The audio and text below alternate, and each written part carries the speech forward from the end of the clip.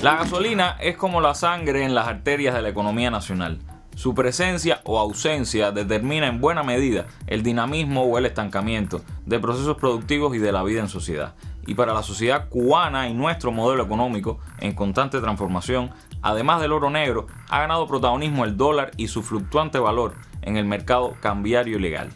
De gasolina y de dólares estaremos hablando hoy porque son variables indispensables para intentar entender esta maltrecha economía nuestra, que se debate entre una feroz guerra desde el exterior, a la que llamamos bloqueo, y esas medidas que en el pasado reciente se han tomado, con éxito o no, para tratar de revertir la crisis.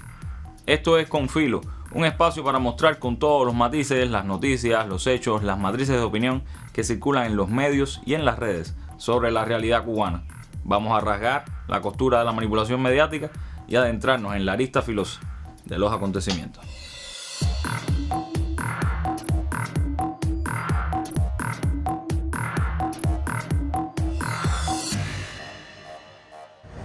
En medio de los intentos del régimen comunista de Cuba de exportar su represión contra la oposición, amenazando y amedrantando a integrantes del exilio cubano, de la resistencia cubana, para que no sigan con su denuncia internacional, en esos mismos momentos hemos venido aquí a la República del Perú, hemos sido recibidos por congresistas, también por el canciller, donde hemos presentado información actualizada sobre la situación de los derechos humanos en Cuba.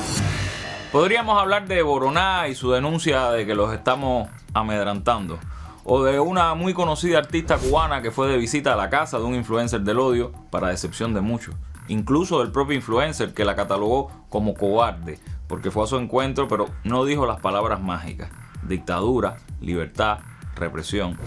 Podríamos hablar de cierto titular de cierto libelo contrarrevolucionario que montó en cólera por la denominación de Cuba como uno de los mejores destinos culturales, porque para ellos no se puede ser pobre y tener cultura, obviamente. Podríamos hablar de eso y de muchas otras cosas que han circulado en las redes, pero decidimos compartir con ustedes, a tenor del tema que anunciábamos antes, interesantes fragmentos de un video grabado durante el encuentro entre empresarios cubanos y estadounidenses celebrado en Miami a finales del año pasado, y que muestra al director del Toque, el infame medio que publica una tasa del dólar a diario, recibiendo quejas y señalamientos de ese sector privado que tanto dice defender. Sí, y lo que pasa también es que especulan mucho los mismos vendedores. Ellos mismos dicen, estoy vendiendo 2.50 cuando en realidad está 2.30, para entre ellos mismos subirlo. En ese momento hubo una bajada, el dólar se quedó realmente mucho más abajo de lo que estaba en el toque. Mucho por debajo, el dólar llegó a estar hasta 190 pesos para Oriente. 2.10 de Villa Clara a La Habana, y todavía en el toque estaba por arriba por 2.20, 2.20 y pico. Entonces, no sé realmente si se están guiando por esa masa de la calle, de influencia de la calle, y no es realmente la masa, la gran masividad de empresarios que son los que están en el dólar. Eso anda como que borracho para nosotros, porque se están guiando por la información, por especulaciones de la mente, porque entre ellos mismos especulan y van subiendo y es mentira. Tú preguntas a ver si también tienen esa información para simplemente, como que saben, parece que seguían en la tasa por eso. Ya ellos suben y la cosa se mantiene ahí.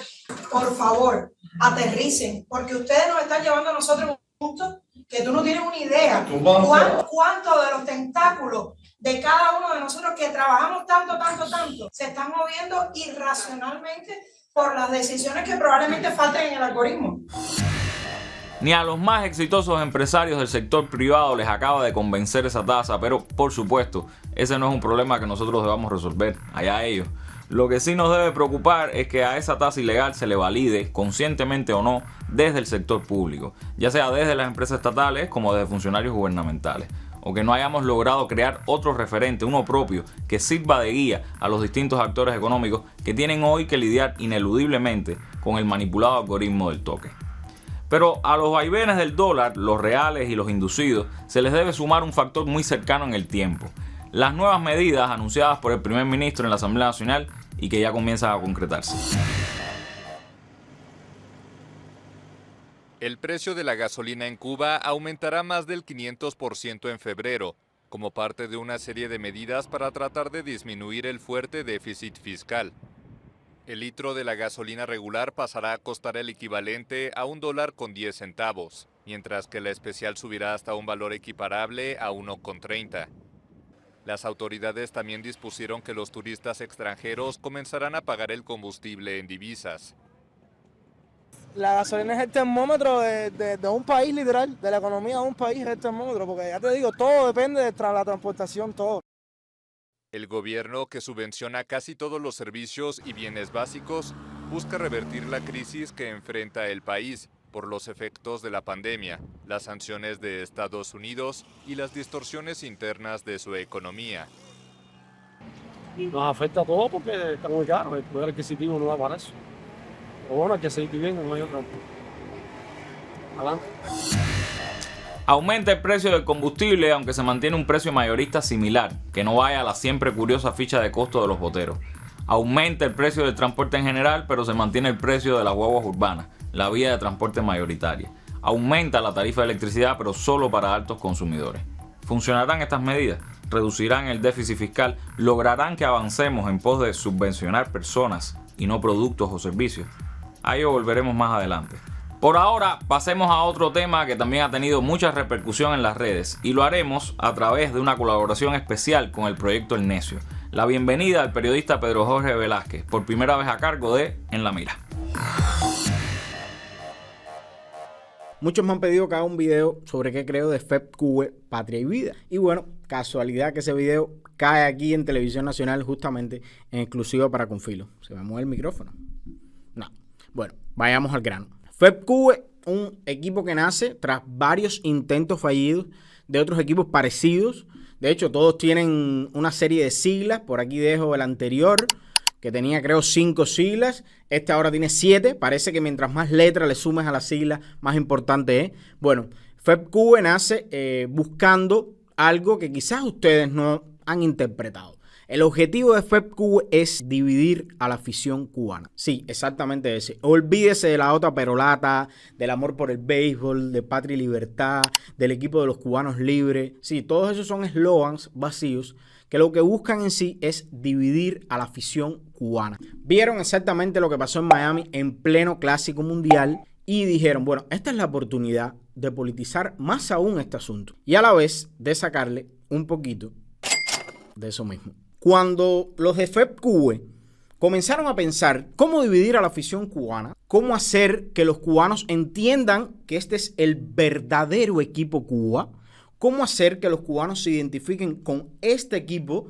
de jugadores profesionales. Vaya, que una carta muy buena sí que tenían. Los jugadores que tienen son del primer nivel. Jugadores algunos que Cuba no puede convocar precisamente por las sanciones, por ese acuerdo que terminó derogándose entre la Federación Cubana de Béisbol y la MLB. Pues nada, se agarraron de los dos símbolos más importantes de la cubanía, el himno y la bandera. Y proclamaron que ellos sí lo iban a usar en la Serie Intercontinental de Béisbol que se está por celebrar en Colombia. Pero el gobierno de Colombia, a través de su Ministerio de Deporte, emitió un comunicado días antes, porque como dice el dicho, guerra avisada no mata soldado.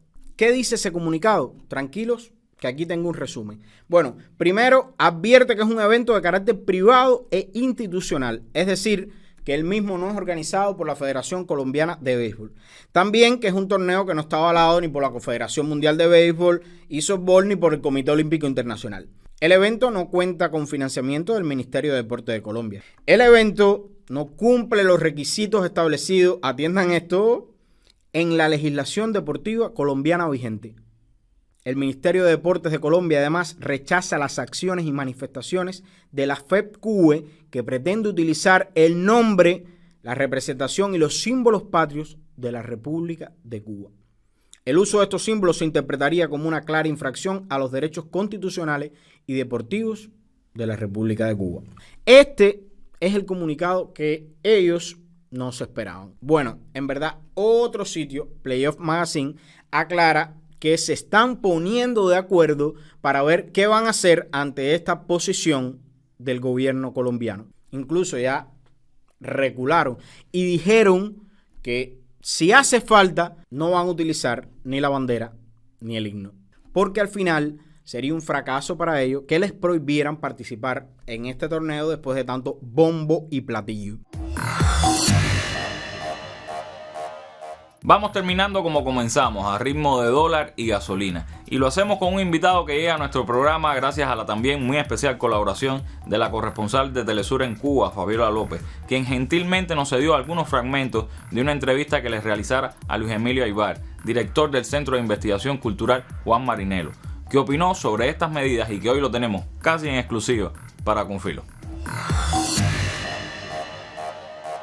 Yo creo que hay que dejar claro una cosa, si se van a subir los precios, por mucho de que en la manera en que se están adoptando esos precios se está tratando de conservar algunos subsidios que reduzcan el impacto, hay que decir por las claras de que va a afectar a la gente y va a afectar también a las personas más vulnerables, a los grupos más vulnerables, porque tanto de manera directa como de manera indirecta. De manera directa porque hay una parte de esos productos que los consumen todos los estratos de la sociedad y porque, aunque haya otra que no, tienen efectos transversales e indirectos sobre el conjunto de la economía en un momento donde una gran parte de las necesidades de la gente tiene que satisfacerla en el mercado informal o en el sector privado a altos precios y que se trata de un sector que normalmente convierte en precios elevados los costos que se incrementen para nunca ellos mismos perder en la ecuación, ¿no? El tema de la captación de divisas es clave. Yo creo que uno de los momentos más lúcidos de la intervención de nuestro ministro de Economía, Alejandro Gil, en la mesa redonda,